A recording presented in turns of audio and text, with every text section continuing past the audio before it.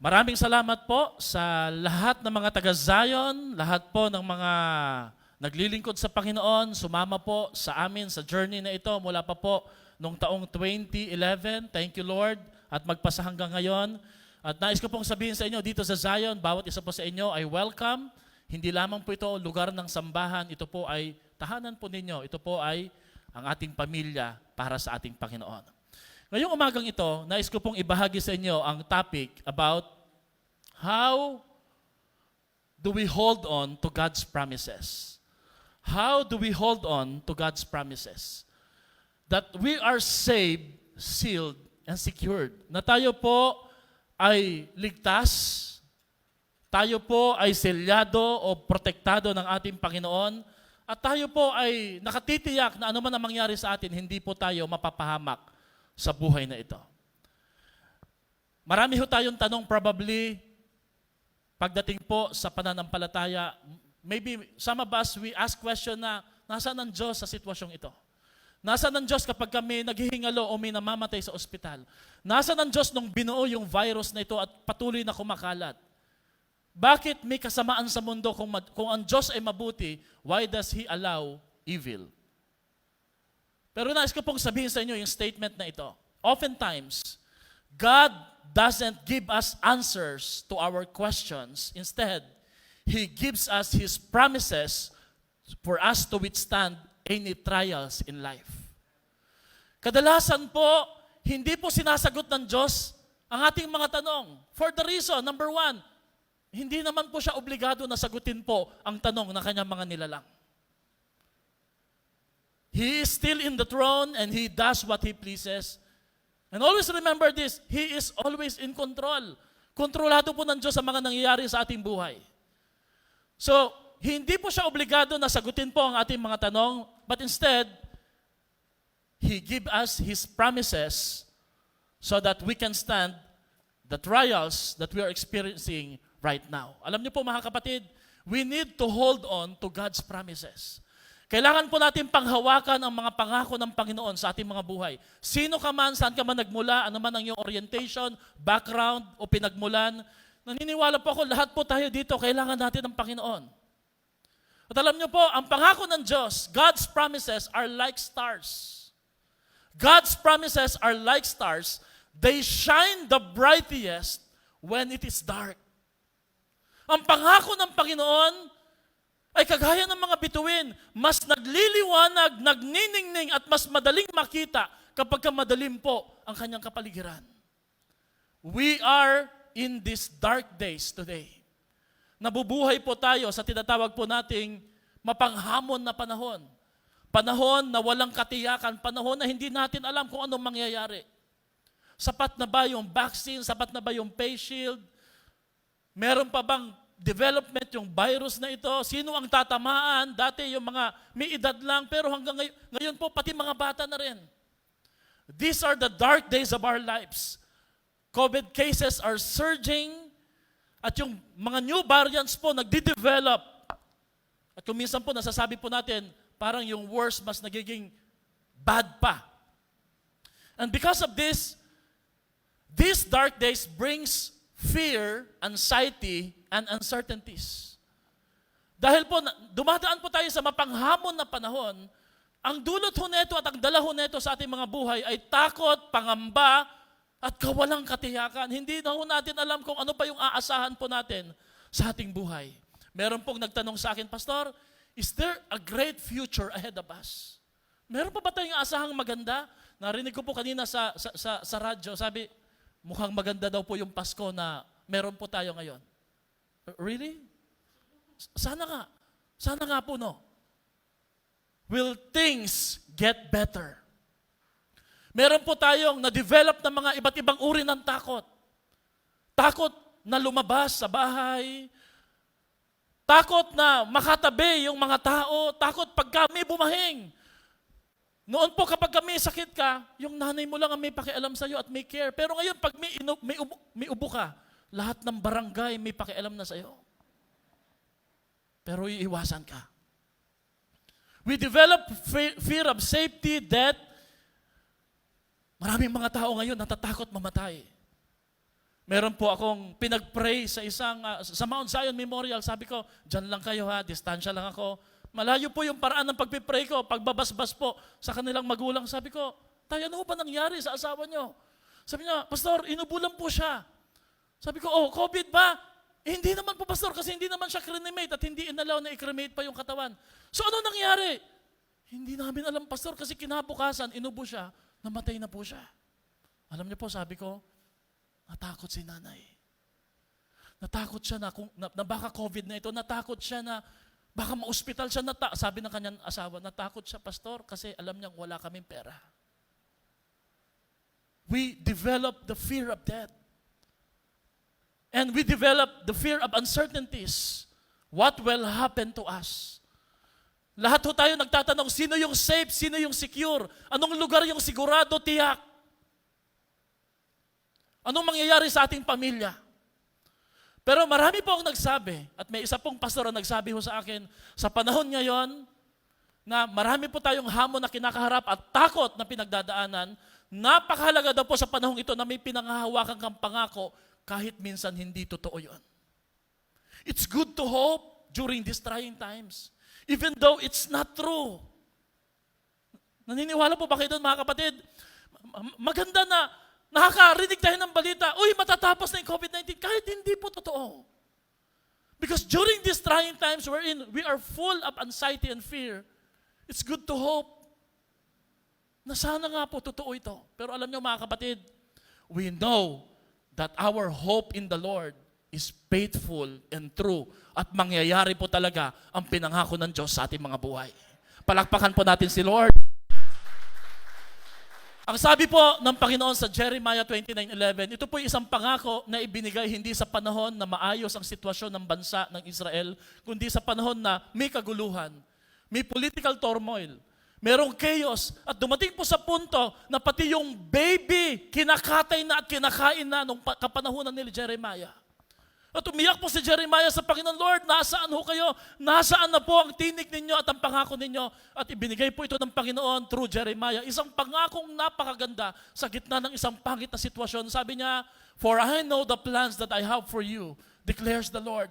Plans to prosper you and not to harm you, plans to give you hope and a great future. Sabi ho niya kay Jeremiah, Jeremiah, huwag mo akong kilalanin sa panahon ng problema.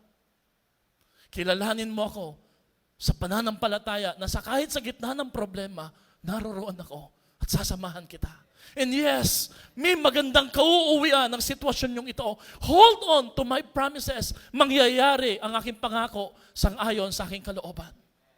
Mga kapatid, hindi naman po pinangako ng Diyos. God never promised that we will be free from hurt and that nothing bad will happen to us. Hindi po pinangako ng Diyos yun. Na hindi tayo magkakasakit, hindi tayo mahihirapan, na magkakaroon ng hamon na hindi magkakaroon ng hamon ng ating mga trabaho o negosyo. God never promised that nothing bad will happen to us. But what He had promised is this, that we will not be harmed. We may be hurt, but we will not be harmed. Mga kapatid, masasaktan ka, pero titiyakin ng Diyos, hindi ka mapapahamak at mabubuhay ka sa dulo at matitikman mo ang pangako ng Diyos para sa iyo at sa iyong pamilya. Palakpakan natin ng Diyos sa ating mga buhay. Panghawakan mo yan, mga kapatid. Humahawak ka nga sa pangako ng tao kahit di totoo eh. Ito ho, totoo at napatunayan na po natin. So how do we become confident even in times of crisis? What do we do when we feel and experience discouragement, despair, and even death or dismay? Pag humarap ka na sa kamatayan, wag naman po sana. Pag meron kang mahal sa buhay na harap na sa kamatayan, sa ospital man o sa bahay, anong gagawin mo? Anong dapat nating gawin sa panahong ito? Mga COVID case scenario. You know what? May kwento po si Jesus eh. Nahirapan po ako sa message na to kasi how do I bring the topic saved, sealed, and secured at ipresenta po ito sa isang practical na kaparaanan. Kasi po yung tema po natin theologically, saved, sealed, and secured. Pero paano ho natin ito maintindihan? Hindi lang sa theological na kaparaanan, kundi sa practical, sa sitwasyon na pinagdadaanan natin ito. Pag-aralan po natin yung pinagdaanan ni Jesus. You know what? Jesus experienced the darkest time of His life. Even the Son of God experienced the dark days of His life. Betrayal, false accusation, insulto, abandonment, crucifixion. Siya ho yung Diyos na pinadala ng langit para sa atin. Iniwan ng mga disipulo na nangakong hindi siya iiwanan. Pinagkanulo ng kanyang disipulong inalagaan. Sinuntok, hinampas, pinarusahan, hinagupit. At ang pinaka-worst po, pinako at pinagtawanan. Jesus experienced the darkest days of His life. But the question is this, how did He face those darkest days? Let us learn from Jesus. Luke chapter 23, 44 to 47, ganito po ang illustration po ni Lucas sa kanyang eye view, sa kanyang bird's eye view, sa kanyang pagtingin sa nangyari at pinagdaanan ni Jesus. Because there were 4 accounts na nakakita at nakasaksi si Matthew, Mark, Luke, and John. But in the case of Luke, sabi niya, ganito po ang pagkakapicture ko o paglalarawan ko sa nangyari at pinagdaanan ng ating Panginoong Jesus. Sabi niya, by this time, it was noon. But darkness fell. Everybody say, darkness fell. Across the whole land until 3 o'clock. Hindi ko po alam bakit dumilim yung lugar. Pero siguro yun po yung picture ng kalungkutan, picture po ng kasalanan ng tao na may nagbabayad dun sa krus ng Kalbaryo. As if worse na ho yun, pero hindi pa ho tapos. Si Luke sabi niya, the light from the sun was gone. Nawala ho yung araw. And suddenly, the thick veil hanging in the temple was torn apart. Then Jesus shouted, sabayan niyo po ako, Father, I entrust my spirit into your hands. And with those words, He breathed His last breath. When the captain of the Roman soldiers handling the execution saw what had happened, he praised God and said, surely this man was innocent. Mga kapatid, before I proceed now, if you hold on to God's promises, even though you face the darkest days of your life, you can encourage still others. You can still encourage others and you can be a blessing to other people. Biruin mo si Jesus, mamamatay na lang, may ini-encourage pa, may nililigtas pa. At yung Roman soldier, centurion na to na walang pagkakakilala sa Panginoon, humanga kay Kristo kung paano niya hinarap ang darkest days na ito sa kanyang buhay. At hindi lamang po yun, pinuri niya ang Diyos at nanampalataya sa ating Panginoon. Ano po ang pwede natin matutunan sa verse na to? You are not the first and you are not alone to experience the dark days of life. Sabi mo nga sa katabi mo, hindi naman ikaw ang una eh. Tapos sabi mo sa kanya, hindi ka rin nag-iisa. Hindi ko alam kung paano nyo sasabihin yan. Hindi ikaw ang una at hindi ka nag-iisa sa pinagdadaanan mong ito. Ito kung pinagdadaanan natin ito, nakakalabas pa po tayo, nakakakain pa tayo. Pero si Jesus, ito yung pinakamatinding darkest days sa buhay ng tao. Pero ang nakakahanga po is this, no? The Roman centurion, by the way, kaya po siya tinawag na Roman centurion because he is the leader of 100 soldiers. Because when we say centurion, it came from the word century. And century is a number which means hundreds. So he lead 100 people ng sundalo.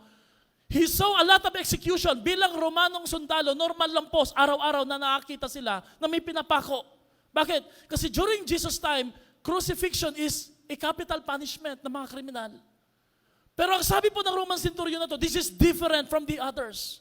Sabi niya, bakit? This is different because of the few and famous last word that Jesus uttered while on the cross, hanging.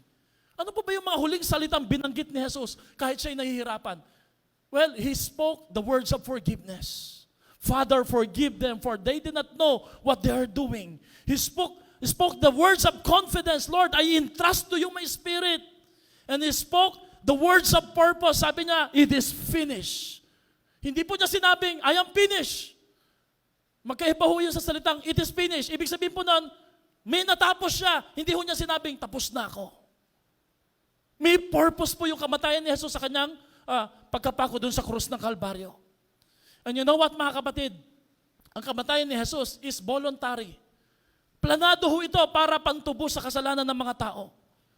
And He also died confidently. Everybody say confidently. When Jesus gave up His life to God the Father, He gave His Spirit confidently by shouting. Alam niyo po, meron po akong sasabihin sa inyo, real talk trivia. Wala pa akong nakitang tao na malapit na mamatay, sumigaw. Normally, pag ang tao po babawian na ng buhay at naghihingalo, pabulong. At kumisan po, takot na harapin ang kamatayan. Pastor, bakit niyo po ini-include yung usaping kamatayan sa anniversary? Because death is normal nowadays. Amen? Death is normal nowadays. And the sad thing is this, maraming mga kababayan natin humarap sa kamatayan at hindi nila alam paano harapin ang kamatayan at wala silang katiyakan sa buhay. Mga kapatid, hindi po nakakatakot ang COVID. Ang nakakatakot po, na mamatay ka, na wala kang Panginoon sa buhay. Kung natatakot ka sa COVID na to, fine. Okay po yon. Pero wag naman sana, kaya ka natatakot na magka-COVID kasi hindi mo alam kung saan ka pupunta. Yun po yung pinaka-darkest days na pwede mong maranasan sa buhay na ito. Wala pang taong namatay na sumigaw. Only Jesus, He shout not out of anger, not out of bitterness, not out of fear or despair, but His shout was a shout of victory, a shout of confidence, and a shout of assurance. Nakasigaw si Jesus kasi alam niya, maaasahan niya yung tatanggap na kanyang spirito. Meron pong isang disciple sa Dulos for Christ Church na natamaan po ng COVID. Malalim sa Panginoon, matindi, at nung siya po'y naghihingalo na, yung huling lakas po niya. Sa rinig ko po, parang tumayo pa ho siya, yata siya. Naglilingkod kay Lord, naabutan po, na naglilingkod sa Panginoon, natamaan ng COVID, alam niya hindi na rin siya magtatagal, tanggap na niya ang kamatayan. Alam niyo po, true to life story, sumigaw siya, tumayo, at ang sabi niya, I have kept the good fight of faith. I have fight the good fight of faith. I have finished the race. At humiga po siya at binawian po ng buhay. Only people na may katiyakan, may assurance kung saan sila pupunta, kung sino yung Diyos na tatanggap nila, ang makasisigaw with a shout of victory na ang kamatayan ay hindi pagkatalo, kundi isang panalo dahil kasama natin ang ating Diyos sa ating mga buhay. Amen ba, mga kapatid? Do you fear death? But the worst is not death. The worst is hell. Impyerno. Kung saan ho tayo pupunta doon. Let me just give you how Jesus died well. You know what? Maraming mga tao, they strive to live well. Paano mabuhay ng tama, ng maayos. But Jesus will teach us ngayong umaga na to, paano mamatay ng maayos. Sino dito gusto matuto, paano mamatay ng maayos? Sa panahon po na babawian na po tayo ng buhay, hindi ho natin alam. Bakit? Ang definition po natin last Sunday ng meaning ng kamatayan, ang kamatayan po isang bagay na tiyak na hindi tiyak. Alam natin lahat tayo mamamatay. Amen ba? Pero hindi mo alam kailan. Alam po po natin kung kailan? Mabuti sana kung alam natin Pero hindi. Number one, how did Jesus die well? He was a model of how to die well. Why? Bakit po siya yung model ng how to die well? Because He was at peace that it was His time. Biruin mo si Jesus nung namatay siya. Namatay po siya na may kapayapaan. Baka ho tayo pagka binawian ng buhay, makikipaglaban pa tayo sa Diyos. Diyos, wag mo na Lord, di ko pa panahon. But Jesus knew that it was His time. He accepted it and He was able to have peace during that time. Pangalawa, He wasn't afraid to die. Hindi po siya takot matakot. Bakit? Kasi alam niya, death is not the end. Death is only a beginning of a great thing, heaven. Mga kapatid, may langit po. Kaya yung apo ni Henry C., na nakakilala kay Lord, hindi niya masyadong pinaglaban yung buhay niya dito sa lupa kasi alam niya mas maganda ang kanyang kauuwian. Amen? Hindi rin niya inisip sino mapapabayaan kasi alam niya kung paano siya tatanggapin sa langit, ganun din ang pag-aruga ng Panginoon sa mga maiiwanan niya. So do not fear. Amen? He wasn't afraid to die. Number 3, He died with no unresolved relationship. Nagpatawad siya, sabi niya, forgive them for they do not know what they are doing. Sino ho dito, bago man lang tayo bawian ng buhay, makapagpatawad tayo. Walang unresolved conflict. Number 4, He wasn't angry or bitter. Number 5, He knew where He was going. Alam niya kung saan siya pupunta. Heaven. Confidently, He is saved, sealed, and secured. He trusted God with his future. Ano po sabi niya? I know how this story will end. COVID is not the end. Magsisimula pa lang yung araw ko, yung buhay ko sa ating Panginoon. Pag binabasa ko ito, pag tinitingnan ko ito, as I study kung paano tinanggap ng Diyos ang kamatayan, well, siguro sasabihin mo, Pastor, that's Jesus. I'm not Jesus. Yeah, you're not Jesus, but you have Jesus. Amen? Tama, hindi ka Jesus. Pero may Jesus ka, so pwede mo ring harapin ng tama ang kamatayan sa paraan ng pagharap ng ating Panginoong Jesus na may katiyakan. Palakpakan po natin si Lord sa ating buhay. What a confidence! What a security! What an assurance! Mga kapatid, tanggapin na po natin, marami na po tayong hindi mababawi last year saka ngayon dahil sa pandemya. Pero hindi ka lugi. Bakit? May Panginoon ka. May maganda kang hinaharap, may maganda kang kinabukasan doon sa langit kung nagtiwala ka sa ating Diyos. And maybe God is just teaching us na yung mga bagay na to na nagpapasaya sa iyo temporarily, na pinanghawakan nyo na matindi, na iniyakan nyo last year sa ngayon kasi nagkawalaan. Ito yung mga dahilan kung bakit you don't crave for heaven. You don't pursue godly things because you think these things will make you happy. Inalis niya yung sinihan, inalis niya yung mall, inalis niya yung pasyalan, inalis niya yung gala, inalis niya yung lahat ng mga material na bagay. Iniwan niya ang Panginoon, ang pananampalataya sa ating buhay. And what happened to us? We focus on the Lord more than the things around us. So tanong, how can we have a full faith in the Lord? Kagaya ni Jesus, paano ho tayo maging fearless? I believe we can never be fearless, but we can fear less. Sa Tagalog, imposible po na hindi tayo matakot talaga kasi matatakot talaga tayo. Pero I think, pwede ho tayong mamili kung ano lang yung dapat nating katakutan. Am I right? Tama? Hindi tayo pwedeng hindi matakot sa buhay na ito. Pero kagaya ni Jesus, pwede nating piliin kung ano lang talaga yung dapat katakutan. Kailangan meron tayong dalawang desisyon sa buhay na ito. Ano yung two decisions na ito? Number 1, decide what to believe. Number 2, decide to whom will you believe. Come on, review natin to sa iba sa inyo. Pwedeng review lang ito, pero sa iba sa atin, bago ito, kung gusto mong maharap ang mga dark days na ito sa buhay po natin, hanggang sa susunod na taon, hindi po natin alam kung ano pang posible mangyari. Decide what to believe. Ano ang iyong pananampalatayahan? Pangalawa, sino ang iyong paniniwalaan? Importante ho yun para maharap mo ang mga dark days sa buhay mo. Sabi po sa Psalms 31 verse 5, let's read this verse, ready, go. Into your hands I commit my spirit. Deliver me, Lord, my faithful God. Everybody say, faithful God. You know what? You can entrust something important to God when you realize that He is faithful, He can be trusted, and He is true to His promises. Hindi ka mag-aalinlangang magtiwala sa Diyos kung alam mo yung pinagkakatiwalaan mo tapat at totoo at may kakayahan na dalhin ka sa Kanyang ipinangako sa buhay. 4 na katotohanan na dapat nating alalahanin during our darkest times. 4 truths to remember when we face darkest hour or times of our lives. Number 1, always remember this. Pag humarap ka sa isang matinding hamon, takot dahil sa COVID, that you have a Father in heaven who loves you. Sabihin mo ngayon sa sarili mo, I have a Father in heaven who loves me. May nagmamahal sa'yo. You know what?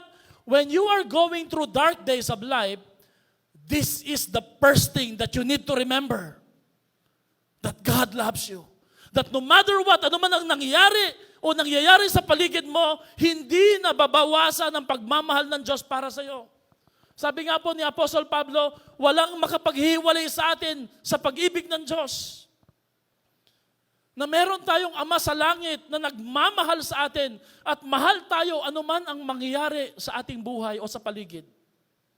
This is why sa Bible, nung tinanong si Jesus ng kanyang mga disipulo, Lord, teach us to pray. Turuan mo kami paano manalangin. Ina-expect po ng mga disciples, siguro tuturuan tayo nito ng sekreto, mga secret code, secret prayer para makadiretso sa langit, sa Ama. But Jesus started teaching how to pray by saying, this is how you should pray. Our Father who art in heaven. Our Father who art in heaven. You know what? Ang ganda lang po na pag nagpipray po tayo, napapalalahanan tayo. That God will surely answer our prayers because He is our Father. During Jesus' time, this is a shocker. Nakakabigla ho ito. Bakit?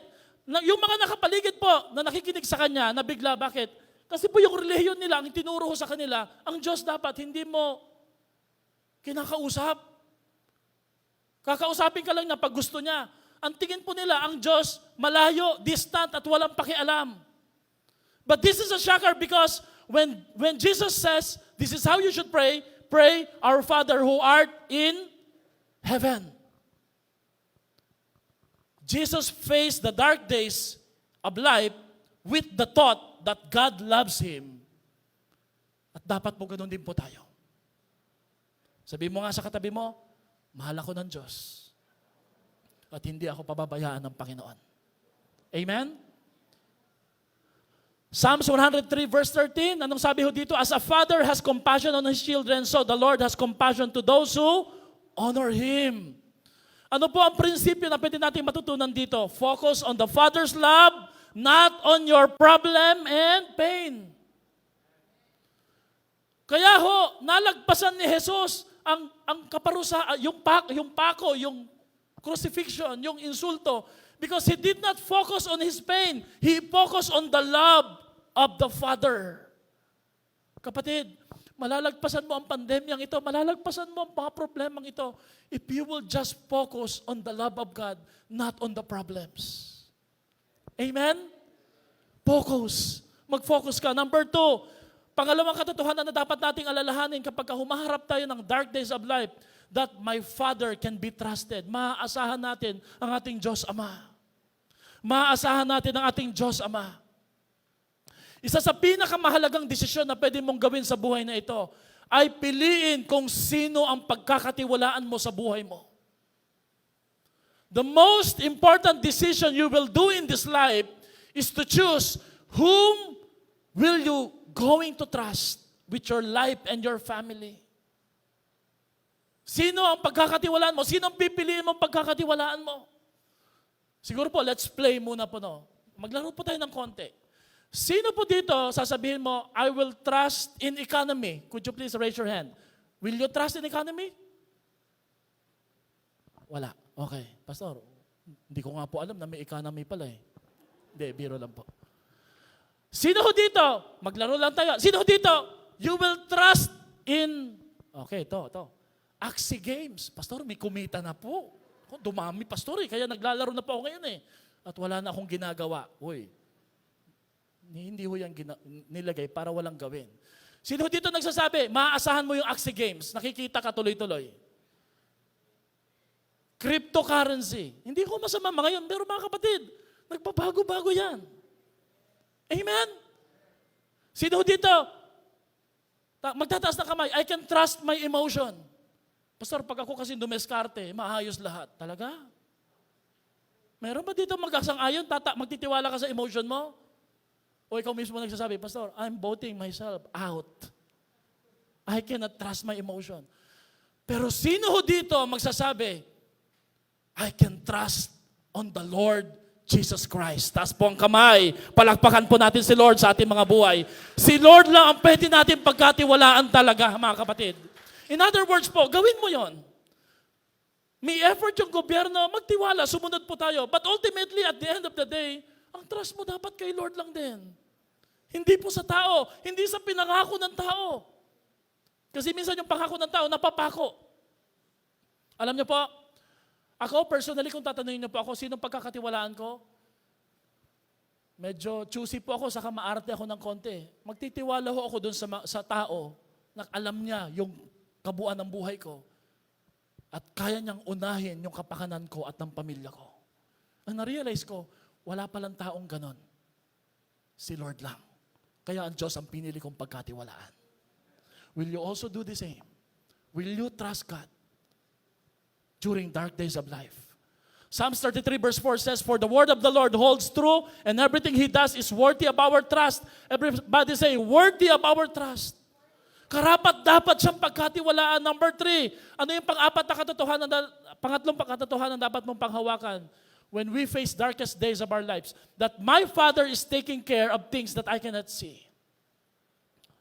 Alam niyo po, when you are in the dark days of life, you can see clearly and you can think clearly. Pagka hindi tiyak lahat, pabago-bago, hindi ka rin makapag-desisyon ng malinaw, na maayos. That's why it is best to trust in the Lord who can see and sees everything. Amen? Kita ng Lord to Saka maniwala po kayo, hindi ho ito nangyari, itong pandemya na ito, na hindi dumaan po sa pahintulot ng Diyos. Amen? Bakit po pinahintulutan ng Panginoon? Simple lamang po. Yung universe, pagmamayari ng Diyos, so He can do what He wants. Amen? Pastor, gusto ko rin po to do what I want. Sige. Gumawa ka muna ng universe. Amen? Gawa ka muna ng universe. Pero pag di mo kaya gumawa ng universe, magtiwala ka sa gumawa ng universe. That our Father is taking care of the things that I can see. Question, makakapag-aral pa ba ako next year? May makakain pa ba kami bukas sa susunod na araw? Babayaran ko pa ba yung mga utang ko? Buti sana kung kagaya doon sa Yolanda sa amin sa Leyte. Nung nag-flash flood, na-wash out lahat, nawala po lahat ng kabuhayan. Pero ang good news po, pati yung listahan ng mga utang, nawala rin. Hallelujah. Pati mga Bombay na wash out din sino sisingilin mo? Pero alam ko, ayaw mo mag-pray ng ganon. Tama po ba? Sino po gusto mag-pray ng ganon? Siyempre, ayaw natin ng ganong prayer. Alam nyo, ang problema natin minsan, we worry. Sino ho dito? Master warrior. Pagdating sa pagkabalisa at pag-aalala, magaling. Yung hindi pa nangyayari, iniisip na. Anong tawag doon? Professional warrior. Let me tell you about worry. Worry is atheism. Ano yung atheism, Pastor? Isang relihiyon na hindi naniniwala sa existence ng Diyos. And when you worry, it is a form of atheism. Because when you worry, it is as if you don't believe that God is in control sa buhay po natin. Mga kapatid, masama po mag-worry. At alam niyo po, balik tayo kay Jesus. Kung paano po niya kinaharap yung crucifixion, paano niya kinaharap yung kamatayan, how was He able to face the darkest days of His life? Ganito kasi prinsipyo ng Panginoon. The best way to trust God is when we are in pain. Ang pinakamainam at pinakamaigi na magtiwala sa Diyos ay yung sa mga panahon na nahihirapan tayo at nasasaktan po tayo. And like Jesus, He was beaten, crucified, insulted. Pero sa kabila nun, ang prayer niya, Lord, Father, Abba, I entrust to you my spirit. Kaya mo bang magtiwala sa Diyos kahit nahihirapan ka at nasasaktan ka? And the good news is, yes, kaya niyo po. In fact, yung pagpunta niyo ho dito, because when we gather here, this is worship, and worship means you trust that God is in control over your lives. Kaya mong ituloy-tuloy ito, mga kapatid. Palakpakan natin si Lord sa ating buhay. Pwede kang magtiwala kay Lord palagi. Sa sitwasyon po natin ngayon, kumakaharap po tayo ng unseen battle. Physical pandemic. Saka si Satan, spiritual. Gumagawa din po, kaya maraming krimen. Alam niyo po yung purpose kung bakit yung gera na to hindi natin nakikita at nasisilo po tayo? Kasi ayaw po ni Satan na nagtitiwala tayo kay Lord. But still, you need to choose to trust the Lord.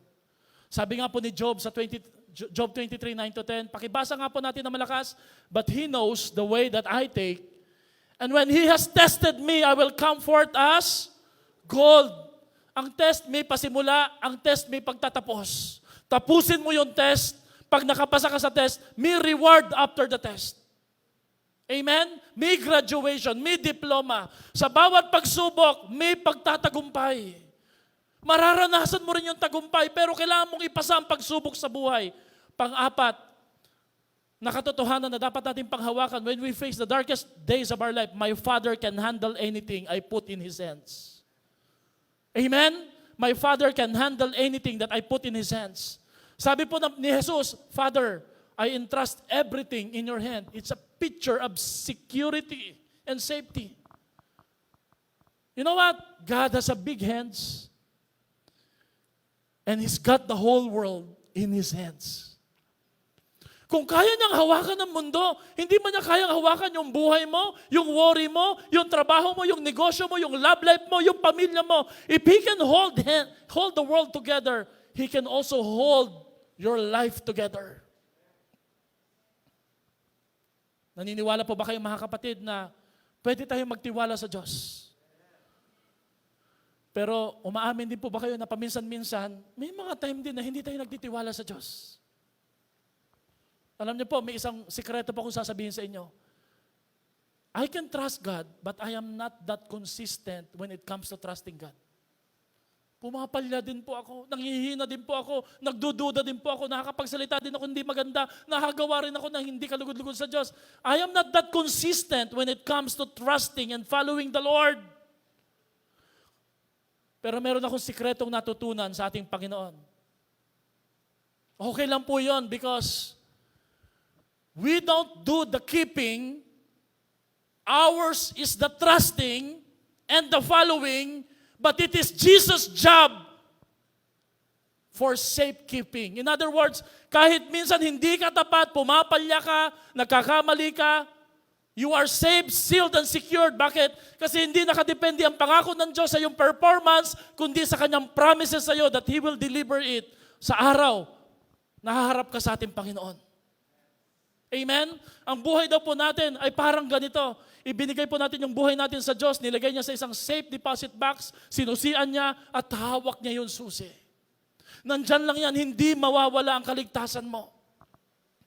Sabi nga po sa 2 Timothy chapter 1 verse 12, no wonder Timothy or Paul has this confidence. Sabi niya, for I know whom I have believed and I am persuaded that He is able to guard what has been entrusted to me until that day. Kilala ko ang may hawak sa buhay ko. This pandemic, especially this year, nabagot po yung mga bata na masyal po kami sa Bustos Dam. Sino po dito nakapunta na sa Bustos Dam? Pwede naman pumunta eh. Pero nung bumalik kami, na-realize namin, meron pa pala kami hindi napuntahan yung medyo dun side na meron talagang running water na surging talaga, nakakatakot. So dumaan ho kami sa daan. Okay naman, safe naman po siya. For the first time po, talagang si Jethro nagpabuhat. Hindi po nagpapabuhat si Jethro, sabi niya, scary, scary. Tinitingnan pa lang po niya, mahana po sa tatay, takot po ako sa heights eh. Pagdating po namin doon sa fences, si JL po gustong sumilip at ang mama niya. Hindi ko nga po pinayagan. Alam niyo po, nung gusto nilang bumaba at sumilip, hinawakan ko po yung kamay nila na may hawak pa kong Jethro. Sabi ko, hindi kayo bababa. Alam niyo kung bakit? Wala, nag-iinarte lang po ako. Nagwo-worry lang ako na wala naman. Pero, I'm just saying, pag hawak ni Lord yung buhay mo, kahit gusto mong lumayo sa Kanya, hindi Kanya papayagan because you are saved, sealed, and secured. Hawak ka sa kamay ng ating Panginoon. Gusto mo nang bumigay, mag-give up, gusto mo nang lumayo, pero sabi ni Lord, hindi kita papayagang mapahamak. Kaya yung pinagdadaanan mo ngayon, hawak ka ni Lord. Hawak ka ng iyong Diyos Ama at hindi ka pababayaan ng ating Panginoon. Could you just please say this, proclaim this, Father, ready go, Father, I entrust my life into your hands. Isa pa nga po, Father, I entrust my life into your hands. Pakitingin nga po ang kamay nyo. Patingin nga po ang kamay nyo. Alam niyo po yung kamay na yan, kinakatakutan niya ng mga anak niyo. Pero yung kamay din niya, yan din po yung nagdadala ng pagkain sa pagkainan ninyo. Saka hindi lang po nakakatakot, yung kamay na yan, yan yung hinahanap-hanap ng mga anak ninyo. Can you just imagine gaano kalaki ang kamay ng Lord para hawakan po tayo sa gitna ng pandemyang ito? God's hand are big enough to bless you. Everybody say, God's hand are big enough to bless me. Go! God's hand are big enough to bless me. Kapatid, pagpapalain ka ni Lord kahit may pandemya. Kasi pinangako niya yon. Psalms 139 verse 5 says, you both precede and follow me. You place your hand of blessing on my head. Sandali, bakit ang blessing nasa head? Because ang blessing talaga nagsisimula sa pag-alala that you are blessed. When you forget that you are blessed, you are cursed. Kailangan maalala mo na hindi ka sinumpa dahil may problema lang na nangyayari ngayon. Alam niyo, problema natin minsan, pag nakakaramdam tayo ng problema, iniisip natin, pinabayaan na tayo ni Lord. No, sabi ng Panginoon, you place your hand in my head and I am blessed. Never forget that you are blessed. Amen? Never evaluate the blessings of the Lord based on this pandemic. Malalagpasan mo to, magtatagumpay ka. Sabihin mo nga sa katabi mo, malapit na akong yumaman. Sabi mo sa katabi mo, malapit na akong yumaman. Sige po, lakasan po natin. Malapit na akong yumaman. Pera na lang ang kulang. Pero kapatid, pag ginusto ni Lord na pagpalain ka, walang pipigil. Kahit may pandemya. Amen? Amen? So declare it. That when I trust Jesus, God's hand of blessing is upon you and your family. Tama-tama, malapit na yung Pasko, di ba? Exercise yun na po. Bless sa ninong at ninang. Kaya napansin niyo po yung mga bata, magagaling na ngayon eh. Mani po, ninong. Sandali, mali yata sinabi mo. Mano ba o mani? Mani po. Hindi po ako nagmamano, naghihingi po ako mani. Meron kang matinding ninong ang ating Diyos. Pangalawa, God's hands are strong enough to keep me eternally secure. God's hands are strong enough to keep me eternally secure. Sabi ni Lord, I give them eternal life and they shall never perish. My Father who has given them to me is greater than all and no one can snatch them out of my Father's hand. Hindi kahayaan ng Panginoon na lumayo o mapalayo sa ating Panginoon. One time po, nung maliit pa si Jael sa si Jethro, naglalaro po sila. And probably, ginagawa niyo po ito. Nilalaro niyo rin po ito, no? Yung mga tatay, catch, jump and catch, no? Yung nandun sila sa isang side, kakatch ka na tatay. Ang mga nanay, ayaw nila yan. Kau talaga pag nahulog yan. Pag talikod ng nanay, bilis. So yung, si Jael sa si Jethro, no? Kahit malaki na si Jethro, si Jael sa si Jethro, catch, papa, catch. Minsan natatakot sila sa una po, nakakatakot. Papa, catch mo ko kakatch kita. Siyempre, alam ka namang pabayaan ko eh. And this is true to life story. Takot po si Jethro tumalon, pero nung tumalon po siya at sinalo ko at alam niyang masasalo ko siya, maka 100 times na po niyang inulit yan. Kasi alam niya, somebody will catch him. Lesson? Once you learn to trust God, you will do it again and again and again and again and again and again. Hindi ka dapat mawalan ng pananampalataya kasi alam mo, somebody will catch you. Amen. If our kids know how to have faith on their fathers, we need to do it again and again. Amen. This is why bakit may worship pa rin tayo? Kahit delikado, because this is a walk of faith. This is a walk of faith. We learn to walk not by sight, but through faith. Hindi tayo pwedeng mapigilan na nasa bahay lang, na nawawala kay Lord dahil lang may problema. We learn to trust God again and again and again. Sino po dito, paglabas mo sa bahay, walang COVID, walang na-infection, pag uwi mo, lumalabas ka pa rin kinabukasan. Why? You learn to trust God again and again and again and again. Amen? At hindi ka pababayaan ng Diyos kasi hawak ka niya. Pangatlo at panghuli, God's hand are scarred so He can't forget me. Gaano katindi, kalakas, makapangyarihan ng kamay ng Diyos?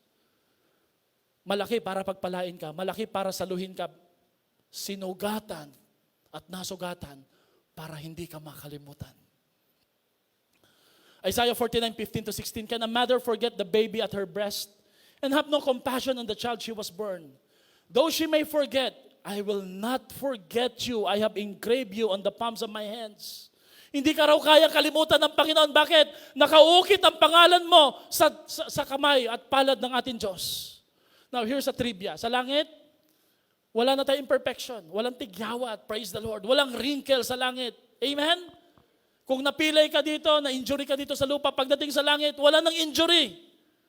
At siguro po yung iba sa inyo tatawa sa, mas maganda na ako sa iyo kaysa dati. Kung dati po yung ilong mo, disappointed, doon, pointed. Wala na ring sugat o peklat. Pero may isang nakatira sa langit na may tanging peklat lang. Alam niyo kung sino yun? Jesus. Because it will serve as a reminder to each and every one of us, this is how He loves us. This is how God loves you. This is how God loves you. Come on, give God a big clap offering. Palakpakan mo ng Diyos. Kapatid, ano ang hamon na gusto ko pong makuha nyo ngayong gabi, ngayong hapon at umaga na to? Be faithful. Be faithful. Mapuno ka ng pananampalataya. Be faithful. Mapuno ka ng pananampalataya. Ibig sabihin yan, mga kapatid, kung minsan ang tiwala natin hindi kay Lord, nasa COVID, abang ka ng abang ng COVID. Sabi ng COVID, ang dami na nagtitiwala sa akin. Tama ba? But it's the wrong kind and harmful kind of faith. Bakit tuwing naririnig mo yung salitang COVID at statistic ng COVID, tinatakot ka. So why not reverse it? Instead of trusting COVID, trust the Lord. Amen? Trust the Lord. Magtiwala ka sa Panginoon. Mapuspos ka ng pananampalataya. If you know that you are in the palm of God's hand, trust the Lord. Be faithful. Everybody say faithful. Number 2, ito talaga yung gusto kong ituro sa inyo. Be fearless. Be fearless. We can never be fearless. But we can fear less. Huwag ko kayo malilito doon, ha. Sa Tagalog, hindi tayo pwedeng hindi matakot. Kasi matatakot talaga tayo, pero pwede nating piliin lang kung ano katatakutan natin. Pwede ba ako magkwento? May isang Christian na ang pangalan ay Tim. He was a believer of Jesus, but he was also diagnosed with ALS. ALS is a disease that will make a person lose his ability to speak, swallow food, and eventually he or she will lose the ability to breathe, ang huminga. Kaya si Tim, 3 years po niyang dinidigma yung ALS na to, at tuloy pa rin po siya sa small group, sa church. At tinanong po siya ng kanyang pastor, sabi niya, how do you deal with the terror of knowing how will this end for you? Sabi niya, Tim, paano mo kinakaya ang sakit na to at ang katotohanan at kaisipan na masama ang dala o kauhuyan nito para sa iyo, na mamamatay ka? At tinanong siya ng kanyang pastor, mag-i-speak kasi ako sa mga mayors, city mayors at mga government employees about the concept of fear. Meron ka bang pwedeng maituro sa amin paano mo pinagdaanan ang nakakatakot na sakit na to? And listen very carefully, mga kapatid, because it will change our lives right now about our view of death and even our view of living. Sabi niya, 3 lessons po, pastor, sabi niya. Tim with an ALS said, number 1 lesson, sabi niya, if you spend time with fearful people, you will adopt their fear. So don't spend with fearful people. People who always worry. Bakit? Matatakot ka at hindi ka na matututong lumaban. Stay away from people who always fear. Lahat na lang. Number 2, don't waste your time hiding, worrying, and isolating and fearing. Huwag mong ibuhos ang buhay mo sa kakatakot, kakaiwas na hindi mamatay. Instead, live your life because the sooner we accept what cannot be changed, the easier it becomes. Huwag mong labanan yung sakit na pinahintulutan ng Diyos na mangyari sa buhay mo. Kasi kahit anong paglaban mo, matatalo ka pa rin sa dulo. Lahat tayo mamamatay. Amen? Sabi nga po ni Bishop Eli, some people are so busy avoiding not to die that they forget not to live, how to live. We are so busy avoiding how not to die that we forget how to live. Paano mabuhay ng tama? Grabe po, sabi ng pastor niya, nag-iiyakan po sila habang sinishare po ni Tim ito sa isang small group. Piliin mo yung mga sasamahan mo, wag yung mga matatakutin. Pangalawa, wag kang magpursige na matakot palagi, mabuhay ka every day. Pero tinanong siya na kanyang pastor, and listen very carefully please, sabi niya, really Tim, sabi niya, what do you fear the most? Ano talagang kinakatakutan mo? And this is how we could learn to be fearless. Sabi niya, takot talaga ako. My fear is the fear of the unknown. The fear of the unknown. Ano po ba yung fear of the unknown? Yung hindi mo alam, hindi mo tiyak kung ano mangyayari sa araw ng bukas. Sabi niya, and specifically for me, hindi ko alam kung huli na po yung araw ng bukas ko. Bukas. So it's the fear of the unknown. At nag-iyakan po lahat ng mga kasal members niya. Pero bigla ho siyang tumawa. Sabi na kanyang pastor, ba't ka tumatawa?